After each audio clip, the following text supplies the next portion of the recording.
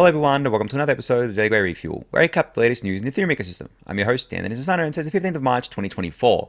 Alright everyone, let's get into it. So a big episode today. You can see all the tabs that I have open in front of me. There is a lot to get through. Before I dive into it, just want to give you guys a reminder that there'll be no refuel next week on Tuesday and Wednesday, the 19th and 20th of March, as I'll be traveling to Sydney for some crypto policy events there, attending a few dinners and doing a bunch of networking there. Definitely looking forward to it.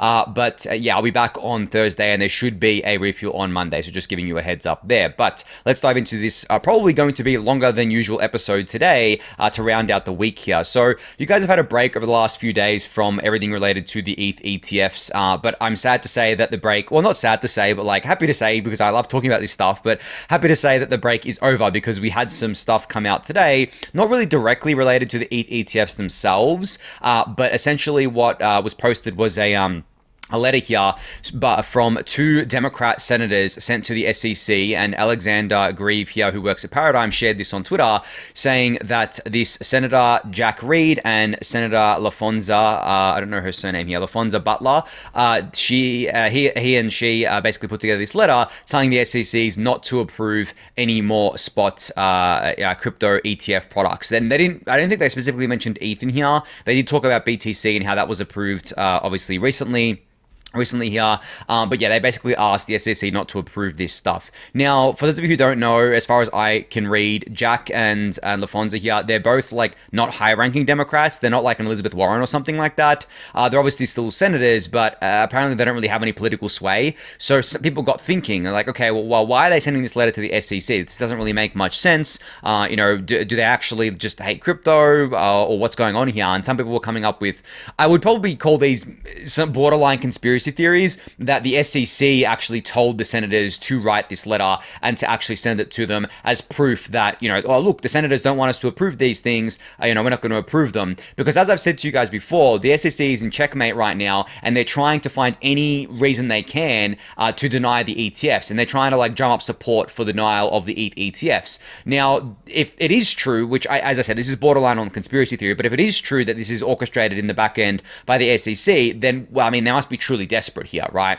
Which just increases my bull case for the ETFs getting approved on May 23rd, honestly. But regardless of that, this was posted. You can read the letter. I'll link it in the YouTube description below. But then Nate Gerasi here put together, quote tweeted this and said, where was this letter before the SEC approved ETH futures ETFs, or approved the BTC futures ETFs, or allowed MicroStrategy to turn itself into a BTC ETF proxy, or blessed the IPO of Coin, where anyone could buy Doge, or allowed OTC trading of GBTC, where Grandma could buy a broken product in an IRA. And then he continues in another tweet where he said, none of this is about protecting investors. It's all about politics. And I've been saying this for months now on the refuel, even like when the race was on for the BTC ETFs. It's not objective analysis. It's all politics. And it's very sad what has become of these institutions here. Like the SEC is a complete and utter joke. Like to me, it has literally zero legitimacy left as an organization. I think that there's only like maybe a handful of people there that are legitimate, or at least, like, I don't know all the people there, but like at least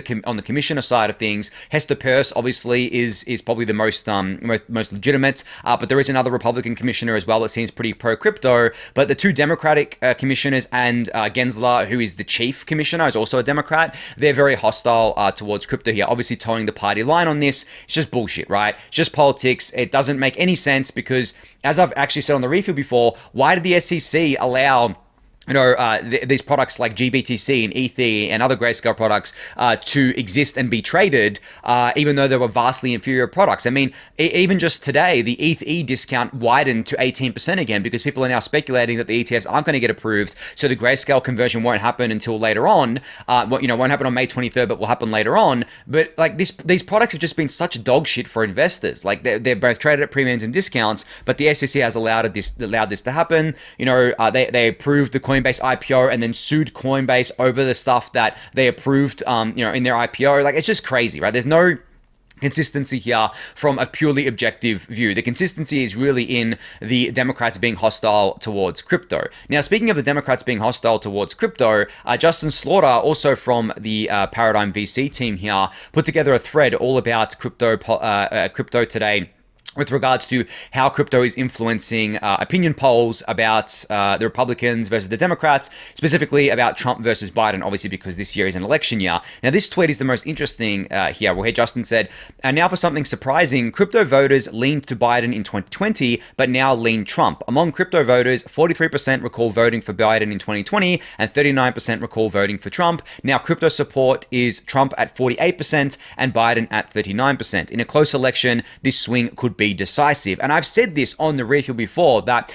like a lot of these elections are generally pretty close. And if it's close enough where a few thousand votes can swing things in different jurisdictions, then this really matters. This definitely really matters. And this is something that I believe the Democrats could have an easy win on, honestly. Approve the ETH ETFs, stop being hostile towards crypto, work with the crypto ecosystem to draft, good legislation and policy. And hey, these people who vote for you, as Democrats, they'll keep voting for you. I would actually wager that a lot of the people that have swung towards Trump now aren't necessarily swing voters, but they're going towards Trump because they know that the Biden administration is not friendly towards crypto, right? So it actually, in my view, and based on the data here, it seems to be having a material effect. And this was one of my bull cases for the ETH ETFs getting approved on May 23rd, is that I figured that the SEC, Gary Gensler, Elizabeth Warren, the Democrats generally would wisen up and say, okay, well, here's an easy win for us. Like, here's something we can do to increase support for us on the crypto front. Like, we can put the brakes on the anti-crypto stuff. We can approve the ETH ETFs, right? And that's just like an easy win for them. Now, obviously, I'm not an expert on politics. I'm not an expert on the undergoings of the ongoings of the SEC and so on and so forth. But from the outside looking in, and from the very outside, I'm not in the US, I'm an Australian citizen, I don't vote in US elections, but from the very outside looking in, I don't know, I see it that as like an easy win for them to do this, because it would get them a lot of goodwill just to stop being hostile here. Maybe they haven't seen this data yet, and hopefully they do, and hopefully they see this reflect in their own polls, so they can maybe take a step back and think, okay, wow, we're actually going against the voters now. We're going against what people want, so let's like put the brakes on and be more friendly towards crypto here. Because this, to me, is the first kind of, I think, hard data that we have with regards to the fact that this could potentially influence the election in a negative way for Democrats if they keep on their hostility towards crypto here. But you can read this whole thread from Justin Slaughter.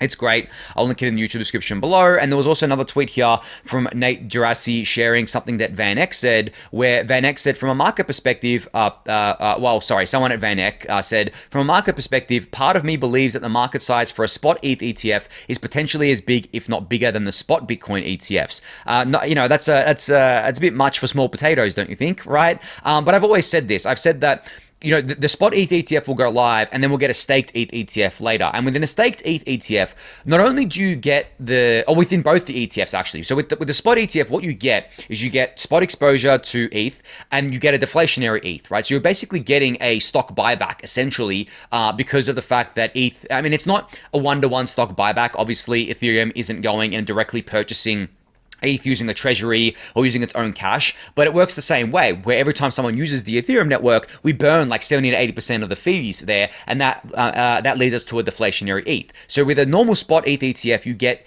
exposure to that, right? And that can be marketed to clients of these ETF issuers like VanEck, for example. Then later on, when a staking ETF gets approved, not only do you get the deflationary ETH and the stock buyback, but you also get a yield on top of that. I'm telling you guys, this product is something that TradFi would absolutely love to have in order to shill to their investors. Like this, there's nothing better than this. Like I can't begin to describe you how much the older generations love yield. Like they absolutely fucking love yield. And it's not even just the older generations, younger ones too, the ones that don't understand crypto or maybe don't want to take as much risk. They love yield. They love dividends. They love stock buybacks. They love this shit. And like Bitcoin can't offer that. Like Bitcoin doesn't have staking. There's no yield to BTC, and it's not deflationary. What BTC can offer, to be fair to it, is like an analogy towards digital gold. But I don't think a lot of people really resonate too much with gold, honestly. I think they resonate more with productive assets and things that are more of a tech play, because ETH is a tech play as much as it is a store of value money play in my mind. And that can be marketed that way by these ETF issuers. They can market it any way they want, but I believe that's what they're going to do here. So yeah, the ETH ETFs, even just the normal ones, the non-staked ones, could potentially be bigger than Bitcoin ETFs if marketed correctly, in my opinion here. And I'm glad to see Van Eck say that as well there. And then the last thing on the ETF stuff here is just a tweet from Eric Connor, where he was going back and forth with Paul Grewal in a tweet thread. Paul Grewal being the chief legal officer of Coinbase, where he asked him, a question for you: if the SEC were to deny the ETH ETF based on poor reasoning, do you see a similar legal battle playing out like BTC? And Paul says, one word, yes. Now, obviously, we can speculate here on what this means. Obviously, Paul believes that Grayscale, or maybe not obviously, maybe I am speculating a little bit here, but I think that Paul believes that Grayscale would immediately sue the SEC over this. Like, I strongly believe that the Grayscale would immediately sue them. But the more interesting speculative stuff here is if Coinbase would sue them, because Coinbase isn't one of the issuers, right? But Coinbase is very tightly coupled to the issuers because they are the custody provider, and they've also done their own analysis between the correlation between spot ETFs and futures ETFs, and they were in a meeting with the SEC just the other day alongside Grayscale, talking about these correlations and how they're very tightly coupled, and how denying the ETH ETFs based on a lack of correlation between futures and spot wouldn't really make any sense. So when you take that view and you look at what Paul's saying here, how amazing would it be? I mean, hopefully we don't actually have to go down this path, but how amazing would it be if the SEC was to deny the ETH ETFs and then they just get double sued straight away by Coinbase and Grayscale? Like, that would send an extremely strong and powerful message to, basically all of the crypto ecosystem, but also to those agencies, that it's not just Grayscale, it's also Coinbase that is willing to stick up for themselves. And keep in mind, there is an active SEC case against Coinbase right now as well, which I've long held the belief that Coinbase is going to win based on, the arguments that they present in court, or maybe it just gets thrown out as well because it's a baseless case against Coinbase.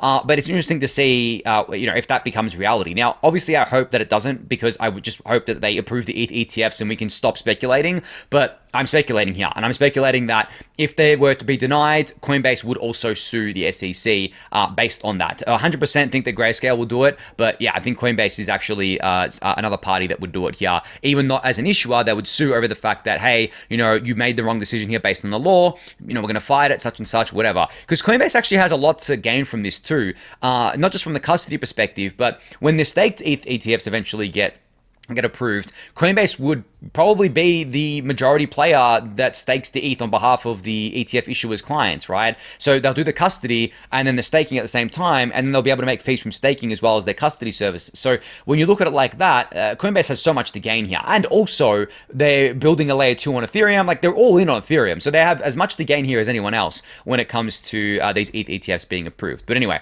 that's enough on the ETF stuff again today. Moving on to some core dev related stuff. So there was an all core devs call that happened. This is the first one post Dencun. They obviously discussed everything got to do with Dencun on the call, and everything around it, such as, how the fees dropped, how blobs are going. Initially, obviously hasn't been very long, but how blobs are going, so on and so forth. You can read Tim Byko's thread for a full breakdown of this. I'm just going to quickly go over this. There was also discussions about EIP 3074, which I'll get into in a sec, which is the account abstraction EIP. There was a lot of discussions around that, actually. And then there was discussions around inclusion lists. And I think that there is a little bit more noise being made about max EB, or max effective balance. I don't know if it was on this call, but I'm seeing core devs kind of pick up chatter around max EB, which is great, because for those of you who watched the Dencun live stream the other day, I actually shilled max EB on there. I directly to the core developers. I was just like, guys, I really think that max EB should be prioritized for Pectra. Hopefully we can get it done and get it shipped, because I think it would be a huge net benefit to the network. So I'm not going to take credit, but I'm glad to see more and more people talking about it there. But you can check out Tim's thread. I'll link it in the YouTube description below. But EIP 3074. So this is the account abstraction EIP that has been talked about for quite a while. A lot of people want this EIP to go into the network because it basically supercharges normal EOA accounts, or externally owned addresses. It's externally owned accounts, which is basically a normal Ethereum address. So when you just create a normal address in MetaMask, for example, that is what we call an EOA, or an externally owned account. Whereas there are other things like smart contract accounts, which are part of smart wallets such as Argent, for example. And I think Coinbase has their own implementation, a bunch of other wallets as well. But with EIP 3074, we basically supercharge EOAs with abilities such as the ability to do a token approval and a swap in one transaction, instead of having to do it across multiple transactions. So there's stuff like that, but it also enhances the user security. But don't let me butcher the explanation of what it is. Dan Finlay from MetaMask put together a thread on EIP 3074 that you can read. It looks like this is getting a lot of momentum here, and you can and kind of see like what the benefits what the benefits bring here. Like you can do like batching transactions, sponsored transactions, a proven call, which is what I just described, delegation, so on and so forth. So this is a pretty awesome EIP. There are some concerns around it. That's why it's taken so long to ship, but it is gaining momentum. So you can go check that out. I'll link it in the YouTube description below for you to do so. All right, moving on to an update from EigenLayer. Now, this is a big update today. This is their roadmap towards their EigenLayer Mainnet here. So this has been a long time coming. Obviously, EigenLayer has been in the works for quite a while now. You've got EigenDA also going live with EigenLayer here, and there's all the details in the thread, which I'll link in the YouTube description below. But the, I guess, like rollout's going to be in phases. So the final testnet is going to launch very shortly. So on the Holsky testnet, before the mainnet deployment, there is a contract pause coming up, gradual operator registration for operators on the network. EigenDA launch will happen with a throughput of 10 megabytes per second. That's huge, guys. Like 10 megabytes per second is absolutely massive. To give you some context here of what that kind of compares to when it comes to something like Blobs. So Blobs were a massive upgrade, but in terms of what Blobs what the Blob throughput is, Blobs are, I think, 32 kilobytes per second, like a big upgrade, but EigenDA is 10 megabytes per second. Now, of course, this is off-chain DA. It's not equivalent to Ethereum DA, but as I've said before, I think EigenDA is going to be one of the most kind of secure because it uses or will use a similar node operator set to Ethereum, as well as using restaked ETH to secure itself. Obviously, that economic security is a big deal there. And then the mainnet launch will be completed after that there. Now, in terms of timelines here, I didn't see any timelines on the tweets and on the blog post. I'm not entirely sure. Last I heard, I think it was around Q2, and I can't remember where I heard that. I don't know if I heard that privately or publicly, so maybe I'm leaking a bit of alpha there, but it seems like I think they're targeting Q2 for launch here. And maybe I saw that privately. So again, yeah, maybe I'm leaking some alpha here, but it's finally time, guys, for EigenLayer to launch. Now, in terms of, I think that obviously everyone's expecting there to be a token because of the points. I don't know when that's going to happen. Maybe it happens when they launch. Maybe it doesn't. I don't know. So I don't think they've actually even announced their token yet, to be honest. Like, even though they've said, I mean, even though they're doing points campaign, everyone assumes they're going to have a token. They haven't announced it yet, as far as I know. But this is just the roadmap of how they're getting to mainnet and how EigenDA is coming online. And I can't wait for it, honestly, guys. Like, this is a new era for Ethereum, as much as, I guess, like Blobs are, as much as obviously the merge was, because restaking as a primitive is massive. I mean, we all know this by now. It's just a massive primitive. It unlocks so many new use cases for Ethereum.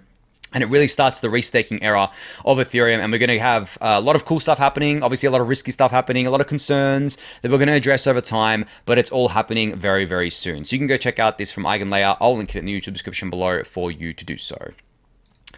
All right, speaking of roadmaps, Obol announced today, or introduced today, their R&D roadmap for Obol, the distributed validator protocol. So they say here, the DV protocol will be the foundation for a credibly neutral, trust-minimized infrastructure layer for Ethereum. So as I've said to you guys before, Obol is not just a piece of infrastructure that you can plug into your nodes or do squad staking with. It is also going to be a network. So Obol 2.0 is going to be called the distributed validator protocol, or sometimes known as Obol V2. It's a research and specification effort started by Obol and Nethermind for a middleware specification for distributed validators. So you can think of this as something like a Chainlink. Chainlink is considered a middleware for Ethereum because it provides oracles. I know Chainlink is a lot more than middleware, but traditionally, if you're just looking at Chainlink as an oracle provider rather than the lots of things that Chainlink does, to be fair, that's the way to think about it there. So that's similar to what Obol is doing here. Now, in this, I guess, blog post, they outline the roadmap. I remember I went over this the other day as well. They've got like a very similar roadmap diagram here to what Ethereum has with different sets of items here, which you can go check out. But in this post, they detail those items. So if you're interested in learning more about Obol and all of their plans, you can go check this out for yourself. I'll link it in the YouTube description below. And just another disclosure here, I'm an investor in Obol, and I should have disclosed that I'm an investor in EigenLayer as well. Apologies for not disclosing that before. I sometimes forget. But it's funny. I've been following Obol for so long now, and I think when I invested in them was such a long time ago. Like, it was one of my first angel investments, actually. If I'm kind of thinking about it now, I think I invested in them in October 2021. So it's been over 2 years now. So they've been heads down building for such a long time now. But it's great to see It's really great to see them making a lot of progress here and seeing their technology used as well. I mean, Lido's using it. I think Rocket Pool's going to integrate with it. Solo Staker's obviously integrating with it, and so on and so forth. So it's been great to see all of that. But you can go check this out for yourself. I'll link it in the YouTube description below for you to do so. All right, speaking of staking, Cody here from Smoothly has given us an update on Farcast today, where he said, a quick update as to the donations that came in from the Dencun POAP. So for those of you who don't know, you have to send 0.003 ETH to an address to get your Dencun POAP. Now, the ETH went to the Smoothly address, which is going to be put into the Smoothly pool, so that if you're a solo staker and you connect to this Smoothly pool, which is basically a smoothing pool for solo stakers, you get a share in these rewards. So right now, the funds are at 6.8 ETH and rising. They're going to be transferred to the pool before the end of the next reward cycle, which is happening in less than 48 hours. I think it's going to be like 36 hours now. And if you're a solo staker, you still have time to join Smoothly and get a share of these donations. So all you have to do is go to smoothly.money, follow the instructions there. And if you join that smoothing pool, it's very similar to the Rocket Pool smoothing pool, where basically everyone shares the execution rewards, but the yield can be juiced by things like, POAP, ETH going to, ETH people use to buy this POAP going as part of donations, and then other donations that can go to that pool as well. So yeah, I mean, I'll link this in the YouTube description below for you to guys check out. But yeah, this is something for you solo stakers out there to go join.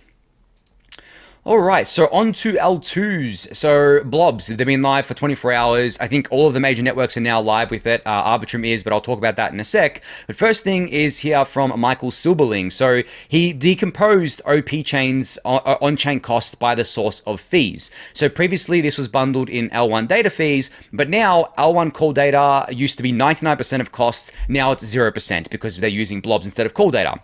The L1 overhead is up from 1% to 70%. Blob gas is 0% for now, and state proposals are accounting for now as well in this chart. As you can see, I'll link this in the YouTube description below for you to check out, and there's also a dashboard here for you to check. Now, I wanted to springboard off of this into another thing with regards to an OP stack chain in Base. So you guys would have seen some, I don't know if I call it FUD, but like some confusion on Twitter over the last 24 hours about how Base's fees went up like dramatically. I think they went up to like 30 cents from 1 cent or whatever it was. Now, the reason for this was not because of Blobs going up in price. It was because on an L2, just to simplify it, like this isn't, on a roll up, I should say, just to simplify it, there are mainly two, like costs here. There's the L1 cost, the cost of settlement, essentially putting your data on there, on the L1, putting your proofs on the L1, whatever other things you put on there. And then there is the L2 execution cost, which is basically the cost of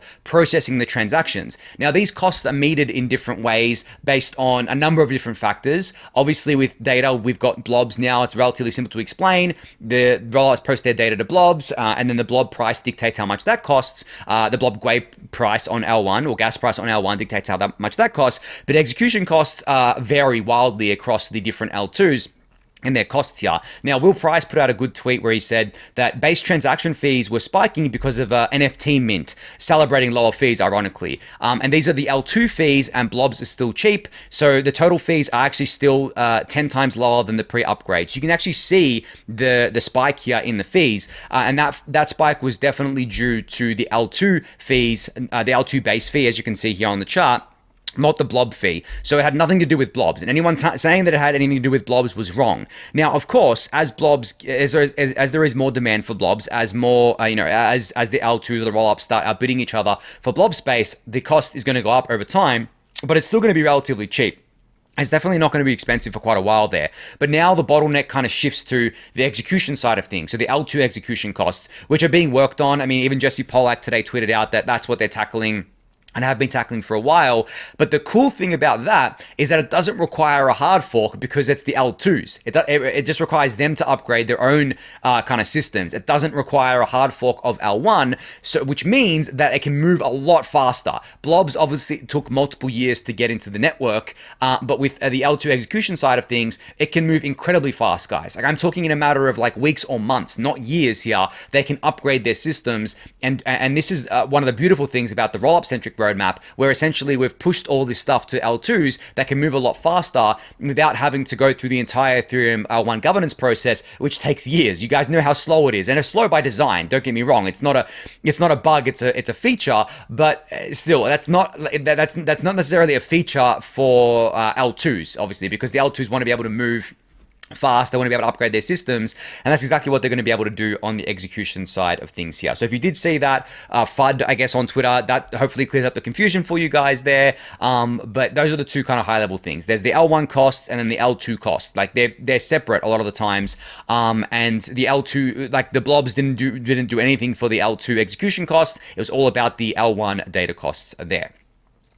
Now, speaking of blobs, Arbitrum's ARBOS 20 Atlas is now live on Arbitrum 1. Blobs are in effect reducing data posting costs. I believe someone said that it costs like about 1 cent or something to use Arbitrum 1 right now to do a few things like sending tokens and stuff like that. Maybe it's a bit more expensive for swaps. But the cool thing about this is that this is only part 1 of Arbitrum's upgrade here. They also have additional gas fee reductions happening on March 18th. Now, these gas fee reductions happening on March 18th are on the execution side of things. So these are on the Arbitrum 1 side of things rather than the L1 side of things with blobs, which is a perfect example of what I was just saying before about how there are different costs here, and that's happening on March 18th. Now, I believe they're lowering like the minimum gas price you have to pay, the minimum Gwei price from 1 to 0.1, so that's a 90% reduction there. That does not mean that the fees are going to come down 90%, but that's the kind of reduction there. I think there's one other way they're doing it as well. But if you want to know all about that, you can read it in their blog post, which they posted today, as well as the Twitter thread, which I'll link in the YouTube description below. But yeah, this just perfectly illustrates my point that the L2s can lower fees on their own execution side of things, and they can also lower fees on the L1 side of things too. They can just do more compression on their data. They can just essentially, maybe they don't post their data every block or every few blocks. Maybe they wait like a couple minutes or something like that. Like for optimistic rollups, for example, they can actually wait up to 7 days because there's a 7-day dispute period there. Obviously, we don't want them doing that because it's less secure and it affects things like it's less secure and it affects things like guarantees around the security of the system, but they could technically do that because there's a 7-day challenge period there, so they're able to post it or wait that kind of whole 7 days there.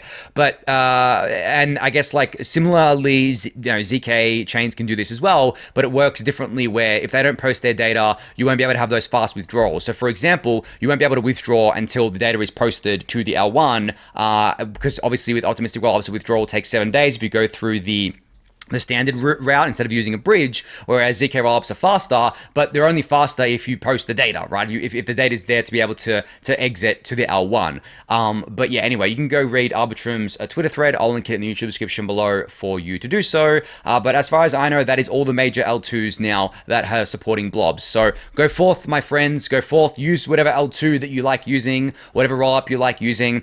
Enjoy the cheap fees because they're only going to get cheaper from here. Obviously, like it's going to get more expensive probably in the short to medium term as blob demand goes up. But in terms of laying the groundwork for what's to come, peer DAS, increasing the size of blobs, full dank sharding, like that's all coming in the next, hopefully couple of years, I think. And I think peer DAS could even go live with Pectra.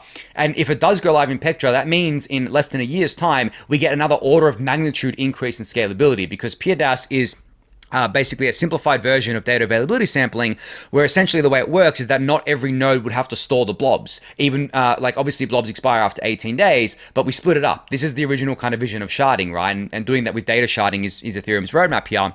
You basically split it up, but you can also always have guarantees that the data is available using, I believe, the cryptography that was part of the KZG ceremony, using that. So we've already done the KZG ceremony, which is already in the protocol now. So when you look at it from that perspective, like we could be looking at another order of magnitude increase in scalability on the data side in less than a year. So that's why I'm saying like the bottleneck has now moved to the execution side for the L2s. And this is actually where a lot of the non-EVM L2s are going to shine because they're not limited by the EVM's execution limitations. Obviously, the EVM is being worked on in a really big way. Monad is doing it at L1. Apparently, they've achieved 10,000 TPS on the EVM, which is a pretty big feat, but we'll see. That's on their testnet. We'll see what it's like on mainnet. And there's also another project called Mega ETH that's building a layer 2 parallel EVM. So we're going to see what their gains are there. I think they claim to be able to do like 100,000 TPS or something like that. But obviously, until it gets to mainnet, we don't know. But when data is no longer the bottleneck and the bottleneck is execution, then the best execution layers are the ones that are going to be able to offer the best kind of scalability guarantees. And the EVM definitely falls into that because the EVM is always improving. Then you have Eclipse with the SVM, you have Fluent with ZK-WASM, you have Movement with Move. Like, this is where it kind of shifts to now, and it's going to be very interesting to see how that all works across the L2 landscape there. All right, one of the last things on Blobs is Ultrasound Money updated their website to now have a Blob gas price and Blob burn metric tracker now live. So if you go to Ultrasound Money and scroll down a little bit, you can see what the Blob fees look like over time and the Blob gas market and the Blob fee burn. Now, because the gas fees on the Blob fee market are still very low, averaging about 1 Gwei or something like that, like very, very small. And we've only got 1 day of data. This isn't really going to show you anything. And the total fee burn is absolutely tiny, like 2.13 Gwei. That's like nothing, like 0. Yeah, and there's basically nothing, right? But as time goes on, weeks and months go on, we're going to see this obviously populate with more data. And then we're going to see what the burn looks like, because do keep in mind, it's using the same EIP 1559 fee mechanism as a normal fee market, which means that we're going to burn fees. But the whole point is that blobs are going to be cheap, so it's not going to burn as much fees. The majority, 99% of the burn's still going to come from normal L1 transactions, but that's the way it's kind of been designed here. But just wanted to put that on your radar. It is live now, but we're going to have to obviously wait a few days, at least a few days, weeks, months, for us to get some accurate data on this here. All right, just wanted to give a kind of shout out here to Eric's tweet that he put out about Rabby. Now, Rabby is a wallet that I've talked about a lot on the Refuel before, but this basically more so talks about the UX of L2s and I guess like how Eric has been testing them recently with Blobs going live. He's been testing a lot of L2s. So the cool thing about Rabby, and Eric says it here, they've abstracted away a lot of the layer 2 user experience pain. He says, I have ETH in this wallet on 5 different L2s for Blob testing. Unless I click it, it's all combined. Depending on the network picked on dApps, Rabby automatically just uses that network. More of this, please. So I've said this for years now. The abstraction happens at the wallet level, guys, at the interface level. It does not happen at the protocol level for the vast majority of things. And that means there's a lot more freedom in how these wallets can do things. Because you can see here that Eric's got a balance of like $1,000 on all these L2s, but then he only knows what he has on each L2 if he clicks on it, and then it shows you he's got, $280 on mainnet, $230 on OP, $168 on base, so on and so forth. But then, as he said, that whichever network that he's using and whatever dApps that he's using, Rabby will just automatically take the funds from where they are, and then obviously it will alert you if you need to bridge funds across. This is a huge layer of abstraction. This is not like MetaMask, where it'll basically not show you any funds unless you're actually selected that chain from the drop-down menu that you have and go to that chain. It won't just automatically use that chain. It'll tell you to switch the network if it needs you to switch a network, but that's not good UX. What Rabby does is good UX, and it's much better UX than the other wallets out there. And I do think this is going to be the UX that all the wallets eventually go with. Rabby's just pioneering it here, but I just wanted to highlight that for you guys because it speaks to what I've been saying for a long time, that abstraction is the way. This is how we solve scalability kind of issues. This is how we solve the issues of fragmentation and well, one of the ways. I mean, there are obviously other ways, but this is one of the big ways that we do it at the user interface level here. All right, last thing on Blobs, I've just got this thread here from Bert Miller, who works at Flashbots, where he said, this is a brief thread on 4844 and block building. Blobs add significant additional size to blocks. That size adds significant extra latency to building, while builders are in a cutthroat competition to reduce latency. Now, I'm not going to read the whole thread. You can check it out for yourself, but I just wanted to put this on your radar because it's an interesting thread where essentially, because Blobs, as Bert says here, increases the size of blocks, it means that validators have to do more work. It means that it takes longer to propagate blocks around the network. It means that builders have to do more work to build blocks and essentially give up precious time that could be used doing other things like building more profitable blocks. And that may mean that sometimes they choose to just drop blobs and say, okay, well, you're not paying a high enough kind of fee here in order to be included in my block. So I'm just going to like punt you to the next block because there's another opportunity here. This isn't just exclusive to blobs. Pretty much like it works like this across the whole network. That's the whole reason that we have priority fees where you pay more to get included. But Bert argues that the layer 2s posting blobs should pay a premium for these block builders to basically forego any other profit that they could be making by spending more time building a block that has blobs in it. So it's going to be interesting to see how the game theory works around that. Right now, we haven't seen any of the builders kind of like dropping blobs or I'm not prioritizing blobs, but yeah, it's an interesting game theoretical kind of thing to think about. But anyway, I'll link this tweet thread in the YouTube description below from Bert for you to check out. All right, last up here before I end today's refuel. So Devcon is happening on the 12th to 15th of November, as we all know, in Bangkok, Thailand. Well, today they announced the venue. So the venue is going to be the Queen Sirikit National Convention Center. I probably said that word wrong, but hey, that's where it's happening. So I don't know this venue at all. I've never been to Thailand or to Bangkok, so I'm very much looking forward to going and seeing what the kind of like vibes like, what the environment's like and everything. Hope to see a lot of you there. I mean, this is going to be one of the only conferences I go to this year, honestly. It's relatively close to me, which is nice as well. But yeah, if you want the full details on this, I'll link it in the YouTube description below. But I can't wait for Devcon, honestly. Devcon7. This will be my first Devcon since Osaka in 2019. So it'll have been 5 years by the time this rolls around that I haven't been to a Devcon. Obviously, because Devcon got cancelled because of COVID, and then they ended up having it in Colombia, and I didn't go to that one. And now we have it happening in Thailand towards the end of this year here. But yeah, I think on that note, that's going to be it for today. So thank you everyone for listening and watching. Be sure to subscribe to the channel if you haven't yet. Give it a thumbs up, subscribe to the newsletter, join the Discord channel, and I'll catch you all next week. Thanks everyone.